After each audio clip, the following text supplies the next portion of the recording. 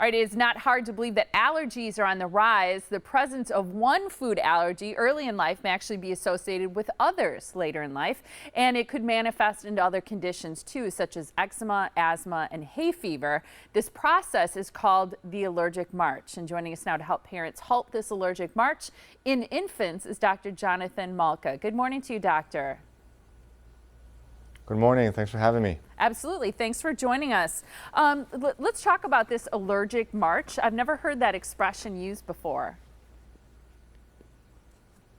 So allergic march, I like to call it allergic marathon. It's the progression of allergies in children. It usually starts early in life with or without the presence of the eczema. As you have a predisposition, you get exposed to the proteins through your skin and leads to an immune reaction. For example, cow's milk allergy is an immune reaction to a protein known as casein. There's no exact reason why there happens, but we do know that there is one of the 5 most common food allergies that we have. So in a child who has a risk factors for food allergies, with parents being allergic, having asthma or hay fever, and having this condition of eczema or lack of, most common, yes, they will have eczema, they will present with cow's milk allergy. As they progress over the course of years, they're likely going to have other food allergies, such as egg and peanut. They likely, 4 out of 10 children may present with asthma at 5 years of age. 1/3 of the children will have eczema, and about 50% of them will have other allergic conditions later in life. So start early, risk factors progress over the course of time, and you'll likely have all the allergies symptoms that's called the allergic march. Can children grow out of allergies as they get older or grow to be adults? So it depends on which allergy you're speaking about. If it's a food allergy, it depends on the food. For example, cow's milk allergy is outgrown in 50% of children. Egg is about the same. Peanuts about 20%. Tree nuts about 9–10%. The environmental allergies we tend to develop much more as we get older in life. Understand that food allergies in general has doubled in the last decade, so it has been more of a common issue.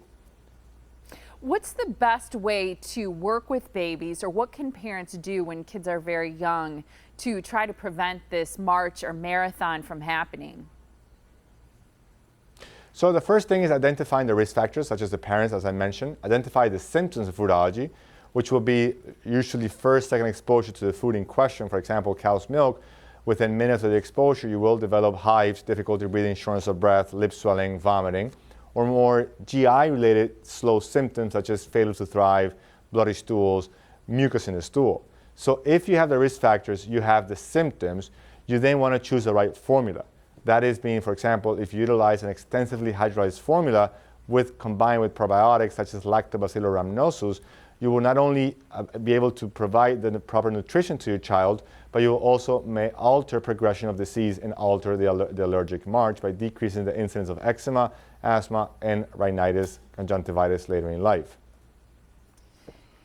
Do you recommend that if parents suspect a child has an allergy that they get tested? So testing is quite a tricky question. Testing should be done only in the setting of an allergic reaction.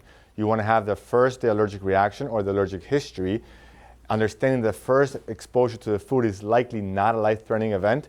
Therefore, we don't want to go screening for foods because the screening testing for food allergy is not that accurate. You may get a lot of false positive and overdiagnose food allergies in general. That's good to know. Where can people go for more? But on the other hand, sorry. No, go ahead. Sorry. So, but if you have the risk factors, it may be a good idea to discuss with a pediatrician. And to answer your question, educate yourself by going to takeallergicaction.com. And by the right education and the right question to the pediatrician, you will likely get the right testing and have the right supplementation that you need. That's wonderful information, doctor. Thank you so much for your time. We appreciate it. My pleasure. Thank you. Have a great day. You too. And the website again is takeallergicaction.com.